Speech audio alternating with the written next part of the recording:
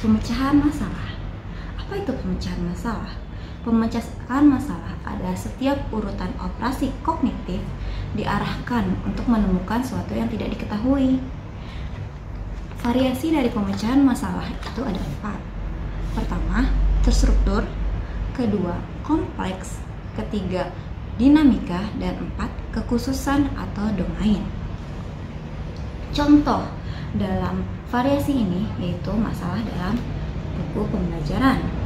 Dalam soal buku teks pada buku pembelajaran itu merupakan contoh dari masalah yang terstruktur, kompleksitas, berdinamika, dan memiliki domain. Sedangkan untuk contoh dari pemecahan masalah yang tidak terstruktur yaitu adalah tentang polusi udara. Nah, masalah yang tidak terstruktur umumnya lebih sederhana dan stabil. Ya, macam-macam dari pemecahan masalah itu ada 3. Pertama, masalah cerita. Kedua, pemecahan masalah. Ketiga, kekhususan dan sistem analisis kebijakan masalah. Dalam kehidupan modern ini, hampir setiap konteks kehidupan ini memiliki masalah. Setiap orang harus belajar bagaimana cara pemecahan masalah tersebut agar bisa bermanfaat bagi kehidupan mereka ataupun kehidupan profesional mereka. Zaman sekarang tidak ada orang yang dibayar untuk melakukan ujian, untuk menghafal, tidak ada orang dibayar untuk seperti itu. Tapi setiap orang biasanya dibayar untuk memecahkan suatu masalah. Contohnya yaitu pada sebuah toko roti, yaitu kita bisa sebut dengan toko roti Holland Bakery. Dahulu Holland Bakery ini ramai dikunjungi oleh masyarakat. Namun dengan bertumbuhnya zaman, berkembangnya zaman, makin banyak toko roti di mana-mana, makin banyak variasi toko roti. Nah, akhirnya toko roti Holland Bakery ini ditinggalkan oleh masyarakat Indonesia, dan akhirnya toko roti Holland Bakery ini membayar orang untuk memecahkan masalah tersebut dengan cara menambahkan jajanan pasar dalam toko roti tersebut, jajanan pasar yang lebih modern yang di-upgrade menjadi lebih berkualitas, sehingga Holland Bakery diminati kembali oleh masyarakat. Itu merupakan contoh dari pemecahan masalah dalam kehidupan sehari-hari kita.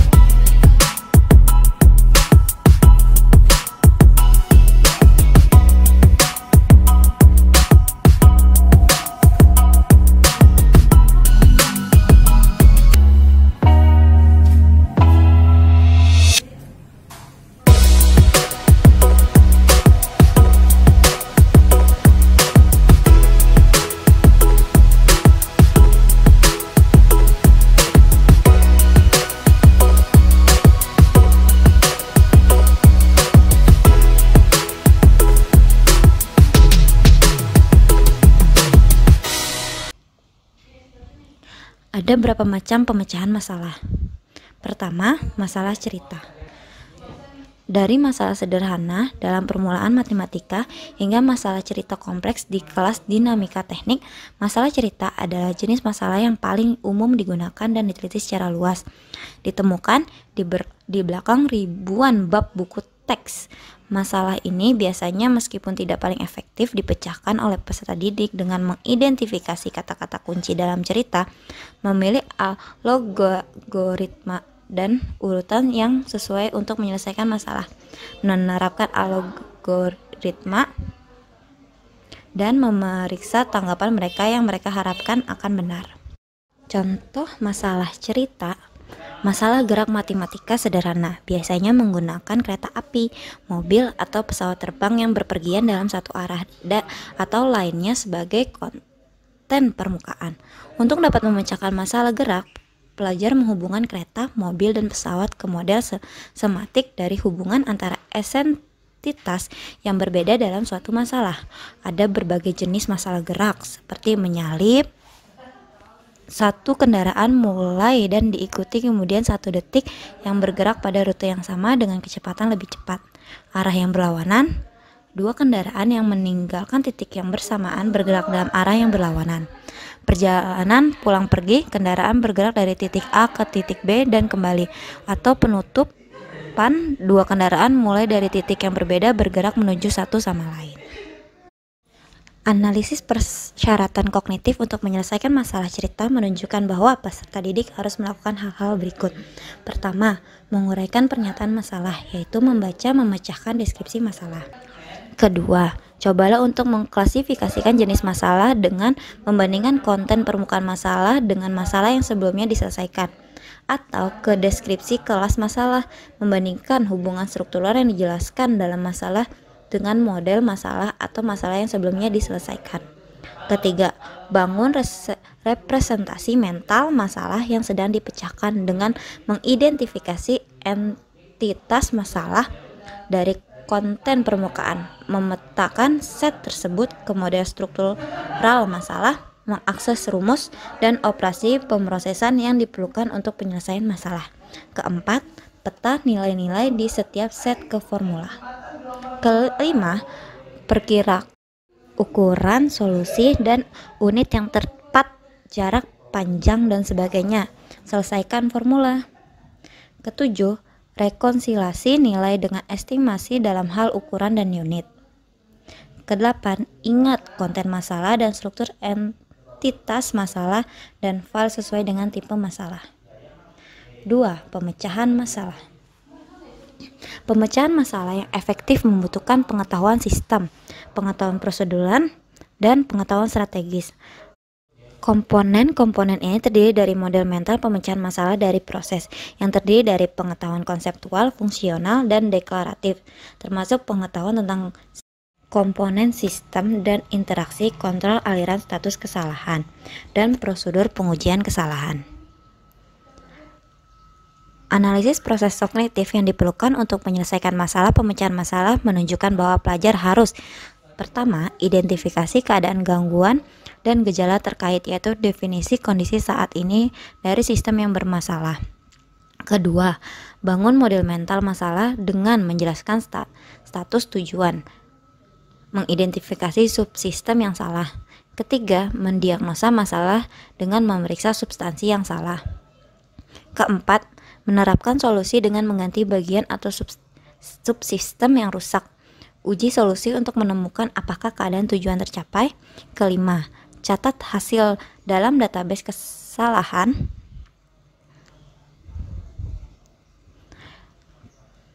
Ketiga, kasus dan sistem dan analisis kebijakan masalah.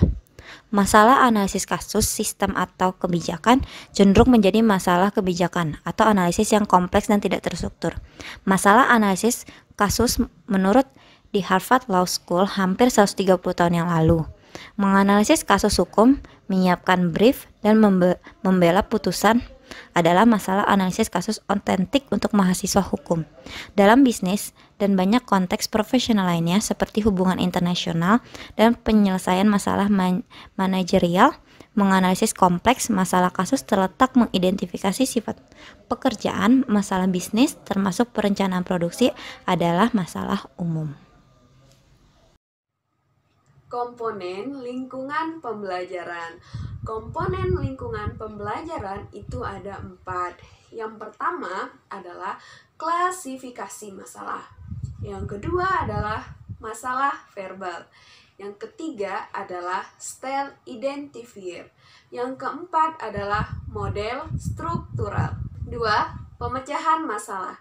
Pemecahan masalah yang efektif membutuhkan pengetahuan sistem, pengetahuan prosedural, dan pengetahuan strategis, serta jenis-jenis pengetahuan itu tertanam dan diorganisir oleh pengalaman pemecahan suatu masalah.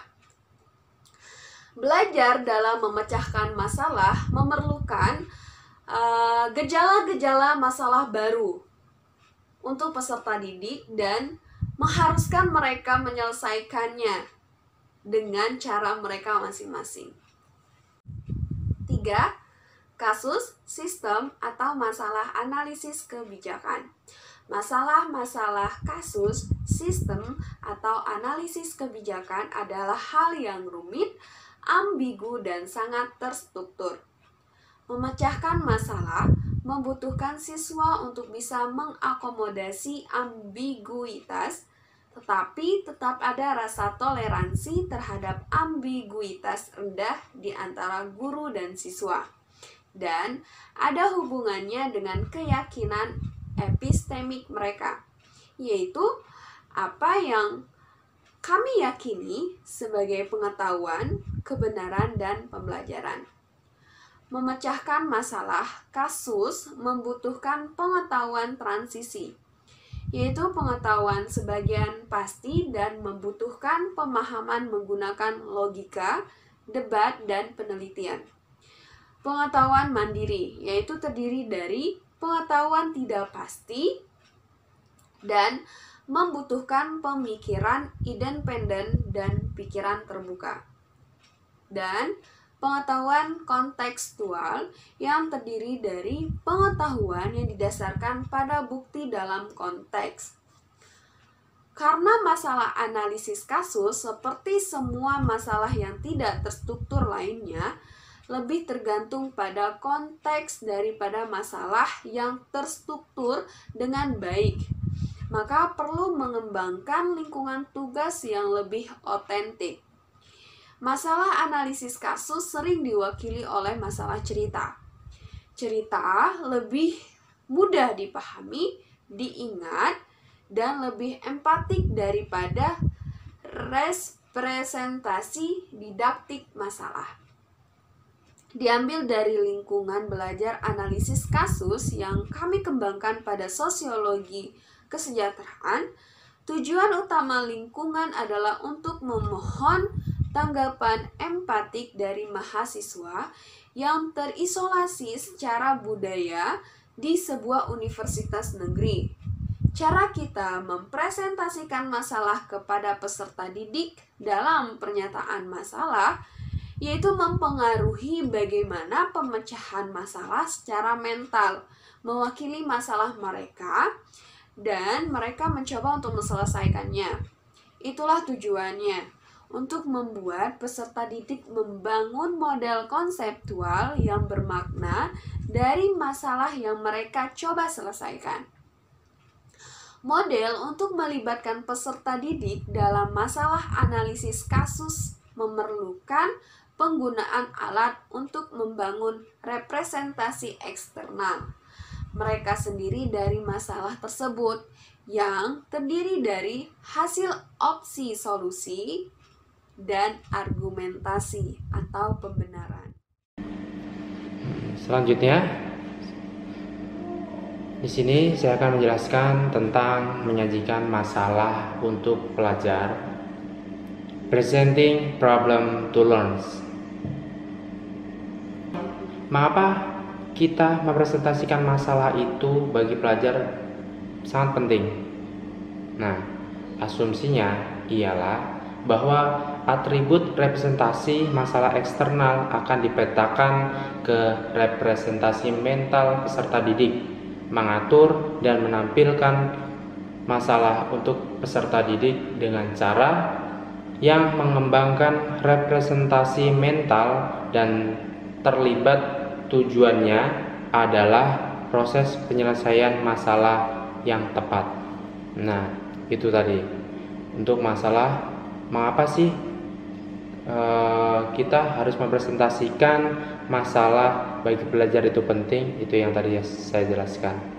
Selanjutnya, nah, misalnya untuk masalah cerita representasi matriks informasi secara substansial lebih unggul daripada pengelompokan grafik dan kalimat, karena mereka dengan jelas mendefinisikan informasi yang diperlukan, menyarankan pesanan operasi, dan memberikan pemeriksaan konsistensi untuk solusi parsial. Itu menurut Schwartz pada tahun 1971. Selanjutnya, masalah posing.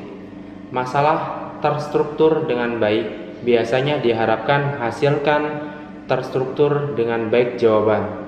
Itulah sifat masalah yang terstruktur dengan baik. Nah, dalam buku tersebut dijelaskan, penelitian menjelaskan ketika kami bertanya kepada siswa untuk menyelesaikan X2 ditambah Y2 sama dengan Z2, siswa tentu ingin mengganti nilai-nilai seperti 3, 4, maupun 5 untuk menyelesaikan masalah itu. Nah, dalam sebuah buku kecil yang indah, The Art of Problem Posing pada tahun 1990, Brown dan Walter berpendapat bahwa X2 ditambah Y2 sama dengan Z2 bukanlah pertanyaan sama sekali. Sebaliknya, itu meminta pelajar untuk mengajukan pertanyaan atau menimbulkan masalah. Jadi, seperti X2 ditambah Y2 sama dengan Z2 itu bukan pertanyaan sama sekali, dan itu sudah dibantah oleh Brown dan Walter pada tahun 1990. Selanjutnya, mengaitkan masalah ke makro konteks. Salah satu inovasi paling terkenal dan paling efektif dalam desain pembelajaran ialah instruksi berlabuh. Berdasarkan teori pembelajaran yang terletak dan kognitif magang, instruksi yang disematkan menanamkan masalah menjadi rumit dan realistis. Skenario yang disebut makro konteks dikembangkan oleh Kognisi dan Teknologi Group at Vanderbilt pada tahun 1992. Itu ya, masalah mengaitkan masalah ke makro konteks. Secara umum ringkasannya ialah cara masalah diwakili oleh peserta didik mempengaruhi cara peserta didik memahami mereka dan mampu menyelesaikannya. Untuk masalah yang terstruktur dengan baik, presentasi tipe matriks terorganisir tampaknya bekerja yang terbaik. Lebih masalah yang kompleks dan tidak terstruktur perlu menyajikan kompleksitas yang mendasarinya dan ketidakpastian masalah dalam situasi masalah yang membutuhkan representasi kurang terstruktur. Dan penelitian kontemporer menunjukkan secara konsisten bahwa menempatkan masalah dalam konteks yang otentik dan bermakna membantu pelajar untuk memahami masalah dengan lebih baik dan mengasumsikannya lebih baik lagi. Kepemilikan untuk solusinya lebih banyak yang tidak diketahui tentang representasi masalah itu.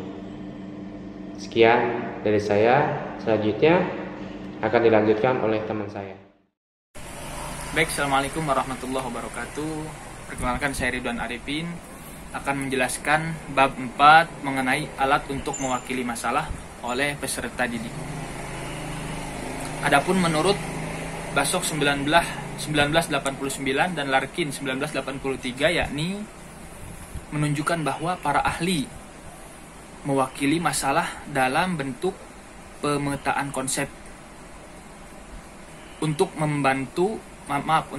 memandu interpretasi informasi tentang masalah. Selanjutnya, mengenai organisasi semantik. Apa itu?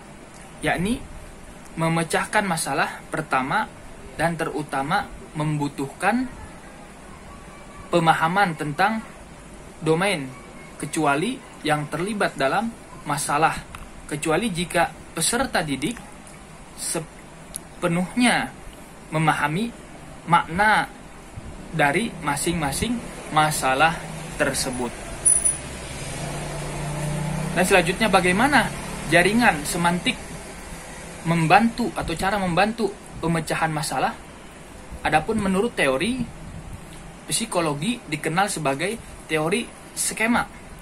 Ide-ide individu diatur ke dalam skema, dan skema diatur ke dalam jaringan yang saling berhubungan, dan ide yang saling terkait dikenal sebagai jaringan semantik, memahami ide apapun yang ada di sana. Selanjutnya, pemecahan masalah mengharuskan siswa memahami semuanya atau semua ide-ide yang dilibatkan oleh suatu masalah. Jaringan semantik membantu pelajaran untuk mengatur apa yang mereka ketahui tentang masalah dengan mengintegrasikan informasi ke dalam kerangka kerja konseptual yang semakin kompleks. Lanjut lagi, mewakili penalaran kausal. Apa itu?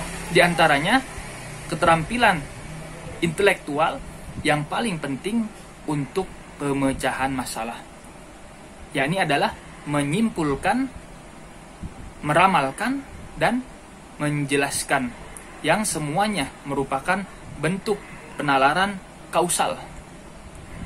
Kausal alasan biasanya hasil dari kondisi situasional, seperti pertanyaan eksplisit, peristiwa yang tidak terduga, kegagalan tugas, ataupun kebutuhan untuk memprediksi beberapa hasil-hasilnya.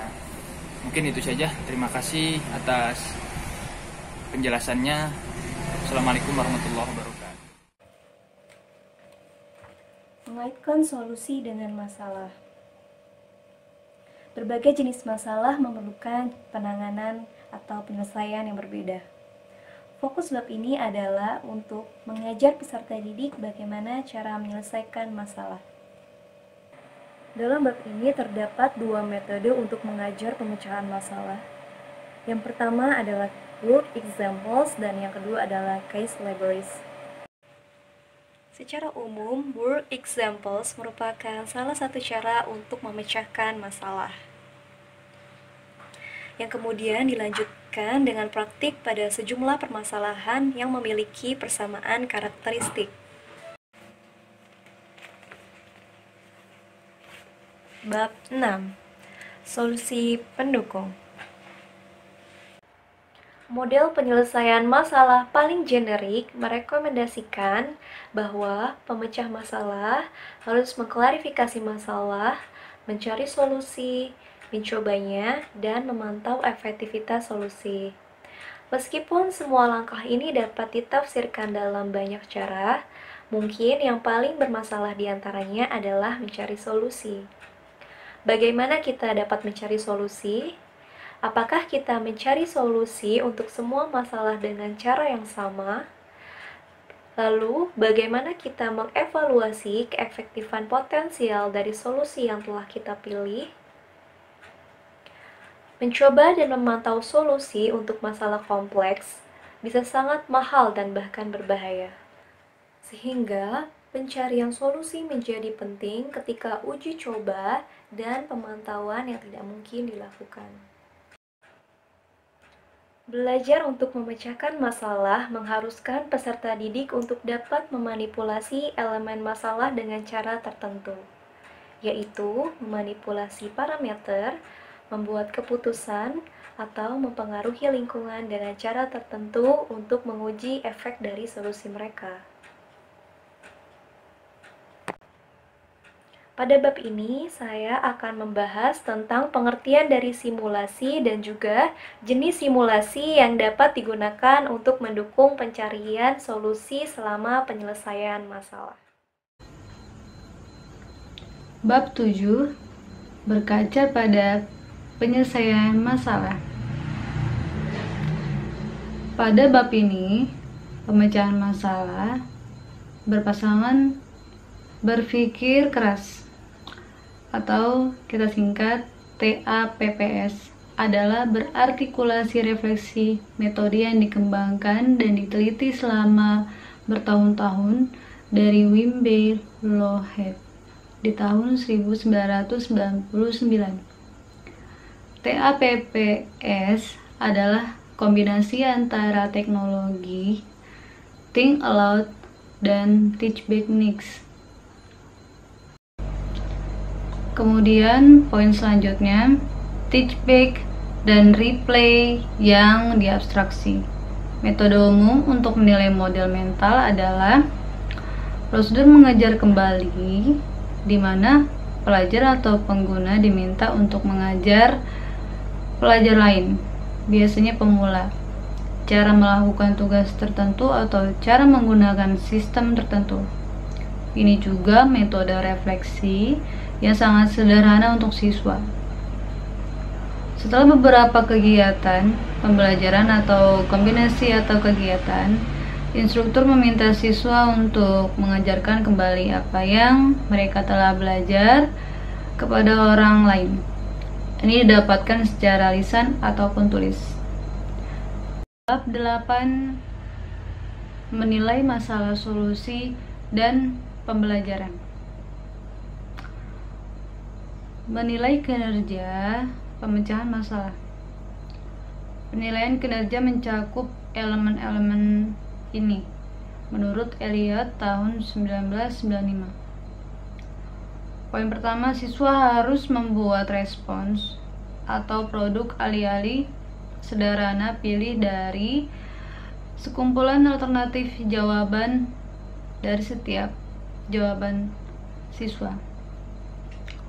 Poin kedua, penilaian terdiri dari pengamatan langsung atau penilaian siswa perilaku pada tugas pemecahan masalah. Untuk ini ditambahkan yang ketiga, penilaian kualitas produk atau pengamatan menggunakan rubrik, yaitu deskripsi kinerja yang diinginkan. Lalu, bagaimana penilaian rubrik itu? Untuk menilai kinerja, perlu untuk membangun deskriptor dari tindakan yang diperlukan, pemikiran dan operasi sehingga kita tahu apa kinerja yang baik. Ini deskriptor disebut rubrik. Rubrik menggambarkan kinerja. Kinerja yang baik ataupun yang buruk. Mereka sering mengambil bentuk skala atau